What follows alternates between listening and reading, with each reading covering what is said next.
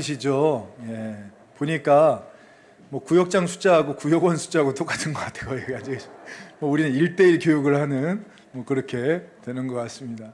오늘 또 한 학기 동안 열심히 섬겨주시고 이제 2학기도 섬겨주실 건데 우리 구역장 그리고 교구장님들에게 하나님의 은혜가 임할 수 있도록 능력의 원천 되시는 그 하나님만 의지하며 나갈 수 있는 복된 은혜가 있기를 간절히 소망합니다. 오늘 이렇게 구역 개강 예배로 또한 이렇게 모이게 되니까 너무나 반갑네요. 우리 아마 방학 동안에 오랜만에 이렇게 보시는 분들도 계실지 모르겠는데 우리 구역원들끼리 같이 한번 인사 한번 하겠습니다. 어떻게 인사하냐면 몰라봤어. 왜 이렇게 이뻐졌어? 한번 인사해 보세요. 몰라봤어. 왜 이렇게 더 예뻐졌어? 역시 예뻐진다는 말보다 더 좋은 말이 없는 것 같아요. 정말 몰라봤어요. 이렇게 예뻐지셨어요. 그렇죠. 오늘 여러분과 나누고 싶은 주제는 바로 사랑입니다. 사랑. 옛날 가요 중에도 그런 가요 있었잖아요. 사랑 사랑 누가 말했나 그런 가요가 있는데 여러분 누가 말한 겁니까? 누가요? 우리 요한 1서 4장 7절과 8절은 이렇게 이야기합니다. 우리 같이 한번 읽어볼까요? 시작. 사랑하는 자들아 우리가 서로 사랑하자. 사랑은 하나님께 속한 것이니 사랑하는 자마다 하나님으로부터 나서 하나님을 알고 사랑하지 아니하는 자는 하나님을 알지 못하나니 이는 하나님은 사랑이심이라. 아멘. 무슨 말이에요? 하나님은 사랑이시기 때문에 사랑 그 덩어리 그 자체이시기 때문에 하나님을 믿는 우리는 어떻게 된다는 겁니까? 그 하나님을 사랑하는 것처럼 우리도 서로 사랑해야 된다라는 것입니다. 따라서 사랑 누가 말했나 궁금증 풀리셨어요? 네, 하나님이 말씀하셨고 또한 우리는 그 하나님을 따라 뭐 해야 된다고요? 사랑해야 되는 것입니다.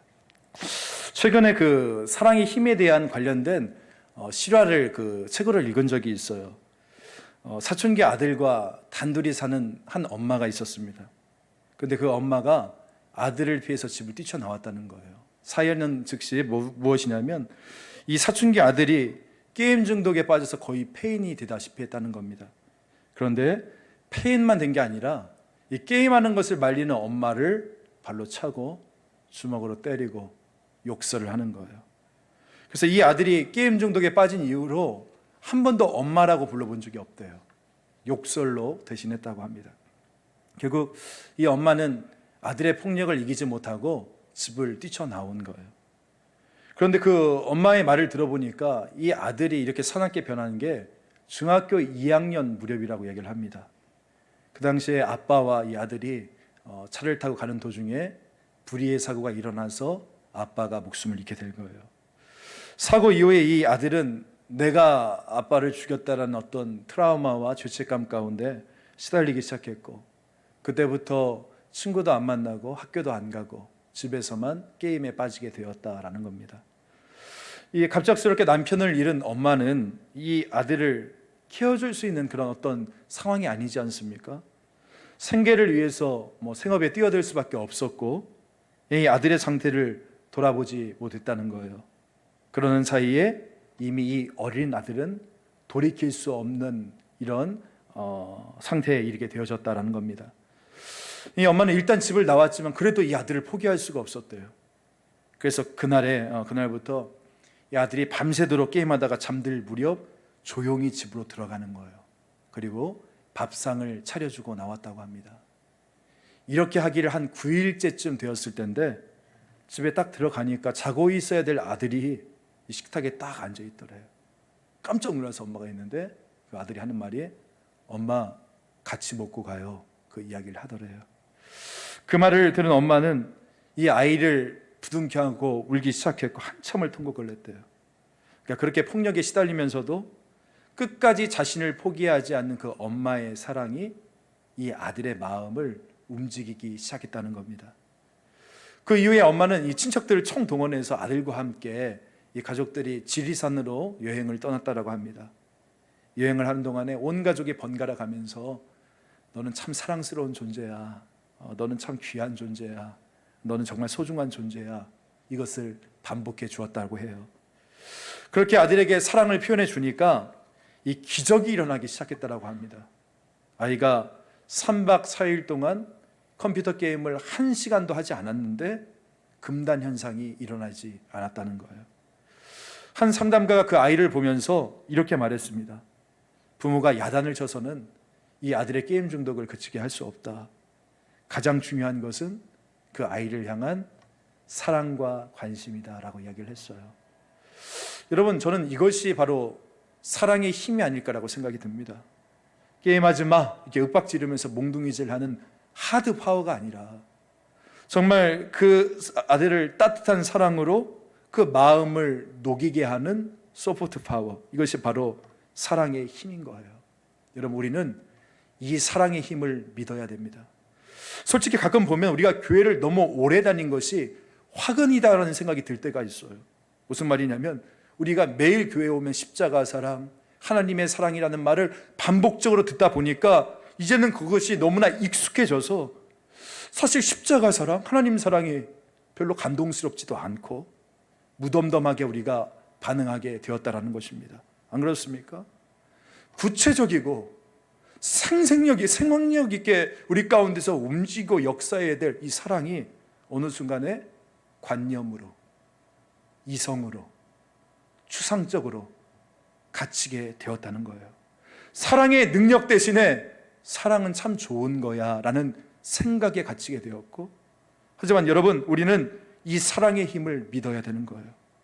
관념과 이성과 추상적인 것, 사랑이라는 어떤 추상적인 머릿속에서만 떠오르는 것이 아니라 오늘 또 생생하게 우리의 관계와 삶들 속에서 역사하는 능력, 이 사랑의 힘을 우리가 믿고 나가야 될 줄 믿습니다. 여러분, 저는 하나님 사랑의 이 생생한 파워가 담겨져 있는 말씀이 바로 그 유명한 요한복음 3장 16절의 말씀이라고 생각합니다. 우리 같이 한번 읽어볼까요? 시작. 독생자를 주셨으니 이는 그를 믿는 자마다 멸망하지 않고 영생을 얻게 하려 하심이라. 여기서 주목해 볼 것은 이거예요. 저기 동사 보십시오. 사랑하사 주셨으니 얻게 하려 하심이라. 우리를 사랑하셨어요. 사랑하니까 뭐 하셨대요? 줬어요. 여러분, 하나님의 사랑은 소유의 사랑이 아니에요. 내주시는 사랑이에요. 철저히 내주시는 사랑이에요. 그랬더니 어떻게 됐답니까? 결국은 영생을 얻게 되었다. 이 안에 하나님 아가페 사랑의 본질이 다 담겨져 있는 거죠. 이 부인할 수 없는 아가페 사랑의 특징이 뭡니까? 내어주는 사랑인 거예요. 그러니까 이 아가페 사랑은 철저하게 무슨 사랑이냐? 타인 지향적이라는 것입니다. 오늘 4절부터 6절 말씀에 보니까 이렇게 말씀이 나오잖아요. 사랑은 오래 참고, 사랑은 온유하고, 또한 시기하지 아니하고, 사랑은 자랑하지 아니하고, 교만하지 아니하며, 무례히 행하지 않고, 자기의 유익을 구하지 않고, 성내지 않고, 악한 것을 생각하지 않고, 불의를 기뻐하지 않고, 진리와 함께 기뻐하고, 모든 것을 참고, 모든 것을 믿고, 모든 것을 바라고, 모든 것을 견딘다. 대상이 있어요. 대상은 누굽니까? 타인을 향한 거라는 거예요. 그러니까 하나님의 사랑은 내 자신을 향한 사랑이 아니라 철저하게 타인을 향한 사랑이라는 것입니다. 여러분, 우리가 알다시피 고린도 교회는 하나님이 감당할 수 없는 놀라운 영적인 축복을 주었습니다. 정말 축복해 하셔서 정말 감당할 수 없을 만큼 그 영적인 은사를 부어줬다라고는 말이 맞을 거예요. 그런데 이 고린도 교인들, 이들은 이 영적인 은사를 어떻게 사용했죠? 있는 사람은 자랑하고 없는 사람을 멸시하고 천대했습니다. 신앙의 덕, 공동체의 덕을 위해서 존재했던 그 영적인 은사와 그 놀라운 선물들을 자기 자신을 빛내는 데 사용했어요. 명백히 훼손했다는 것이죠. 그래서 나중에 고린도 후서 6장 1절을 보면 바울이 뭐라고 이야기하는 줄 압니까? 우리 한번 보여주실래요? 이렇게 이야기해요. 우리가 하나님과 함께 일하는 자로서 너희를 권하노니 하나님의 은혜를 뭐 하지 말라고요? 헛되이 받지 말라. 하나님의 은혜를 받는데요, 여러분, 헛되이 받을 수 있어요, 없어요? 있다라는 거예요. 우리에게 은혜와 은사를 주셨는데 우리가 그것을 헛되게 받을 수 있다라는 거예요. 하나님이 우리에게 은사를 주신 이유는 무엇입니까? 이 영적 은사가 교회의 디딤돌이 되어서 공동체가 세워지는 것이 하나님의 목적인데 고린도 교회들이 어떻게 했습니까?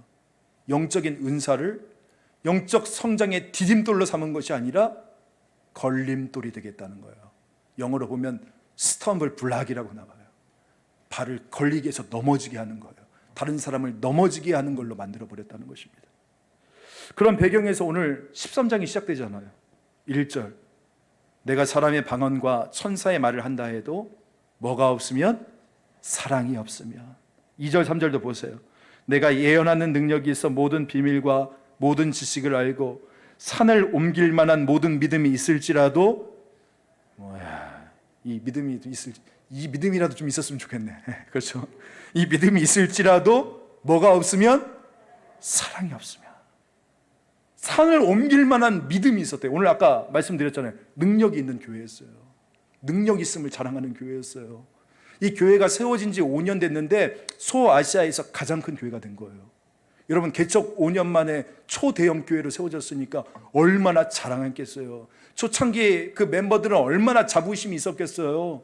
우리가 이 교회를 일궜다. 이 교회를 통해서 능력이 드러났다. 그런데 뭐가 없다고요? 능력은 있는데 사랑이 없는 거예요.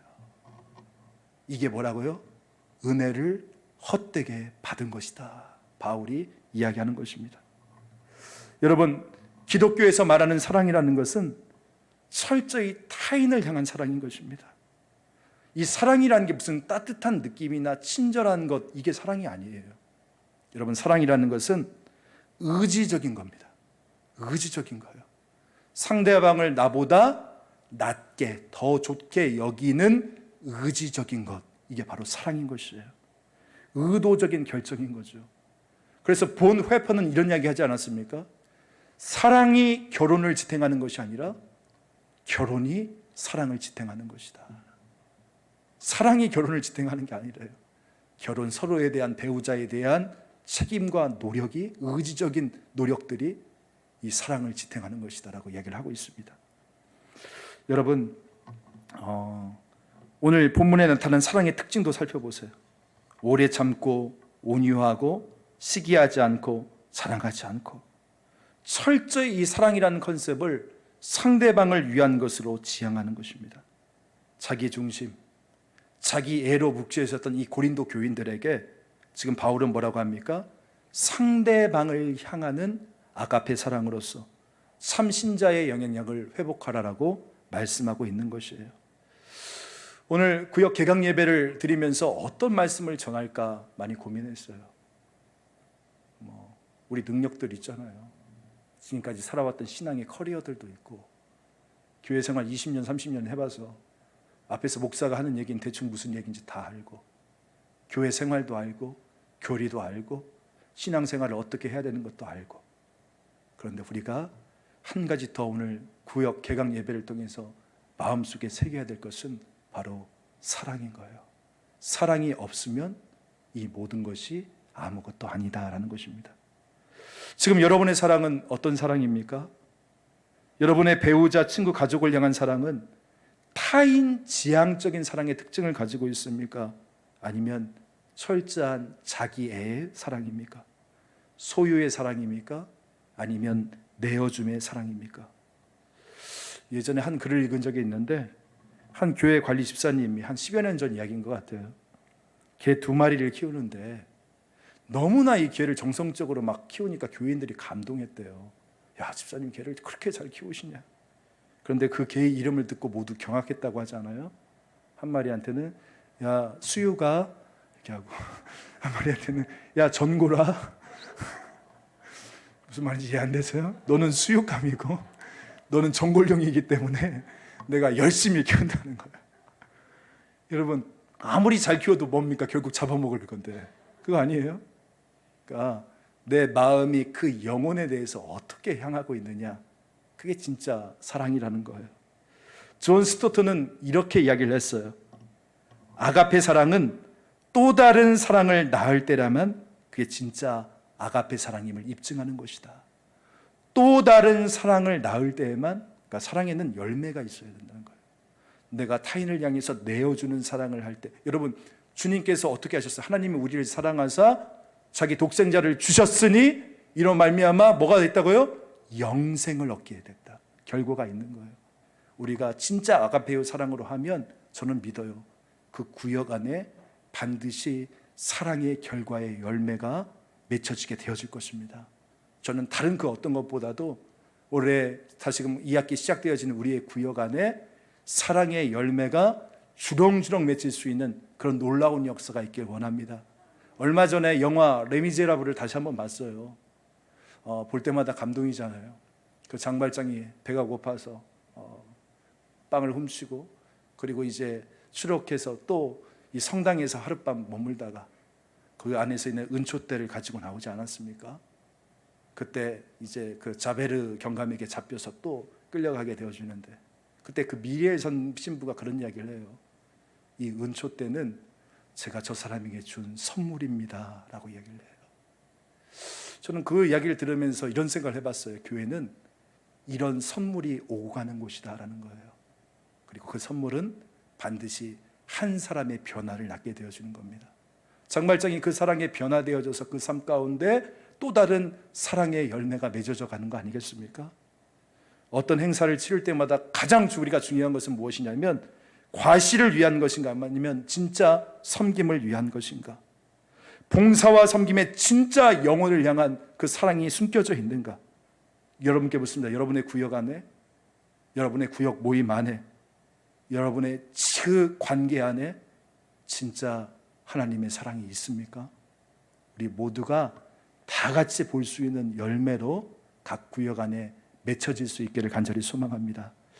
열매가 있느냐 없느냐, 이것은 오늘 우리가 소유한 사랑의 정체를 밝혀줄 것입니다.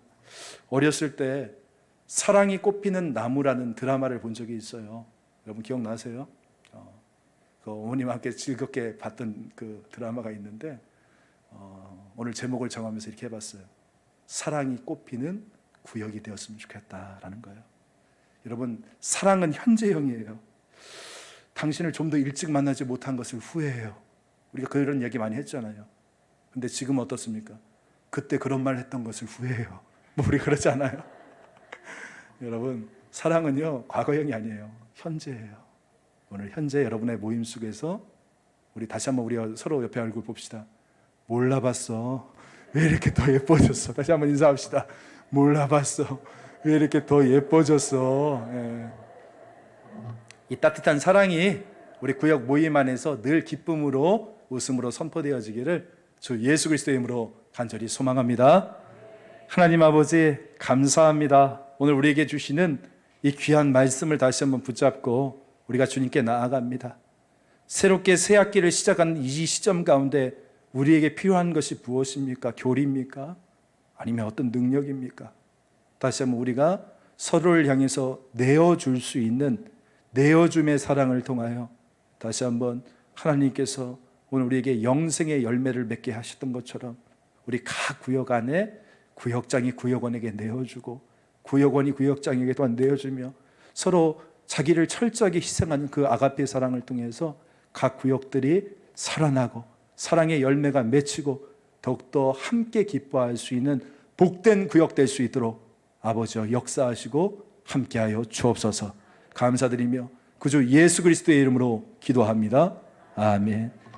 이제는 우리 주 예수 그리스도의 은혜와 하나님의 무한하신 사랑하심과 성령의 감화교통 위로 충만하신 역사하심이 다시 한번 사랑이 꽃피는 2학기에 모든 구역들 되어지길 원하며 자기 애의 사랑이 아니라 자기를 철저하게 내어주는 아가페 사랑을 통하여 예수가 걸어가신 그 길을 똑같이 걸어가기를 간절히 소망하는 우리 모든 구역 위에 우리 교구장님, 구역장님, 우리 모든 구역원들 위에 이제부터 영원까지 함께 있을지어다. 아멘.